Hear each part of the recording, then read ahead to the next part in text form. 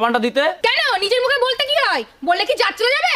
হ্যাঁ, কেউ তো নিজের মুখে আমার সাথেও কথা বলছে না, তারও যদি জাত চলে যায় সেই ভয়ে নিজের দিকটা একটু দেখা উচিত। নিজে যে পায়ে বাবাতে ঝগড়া করে কই সে বাড়িতে স্বীকার করে না?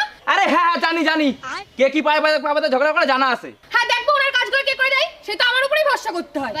হ্যাঁ ঠিক আছে ঠিক আছে, আমার কারোর উপর ভরসা করতে হবে না, আমি নিজের কাজ নিজে করে নিতে পারবো। হ্যাঁ দেখি তো কত পারো।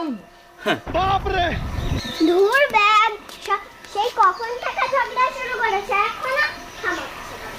ওরাই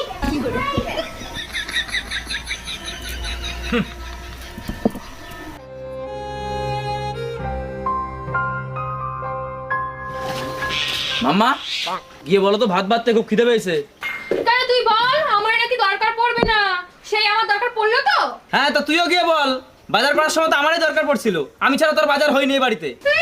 শুধু বাজার করে দিলে বুঝি হয়ে যায়? রান্না করা লাগে না? রান্না না করে দিলে কাঁচা কাঁচা খেতে পারতো তো। তা কি চাই কি, পায়ের উপর পা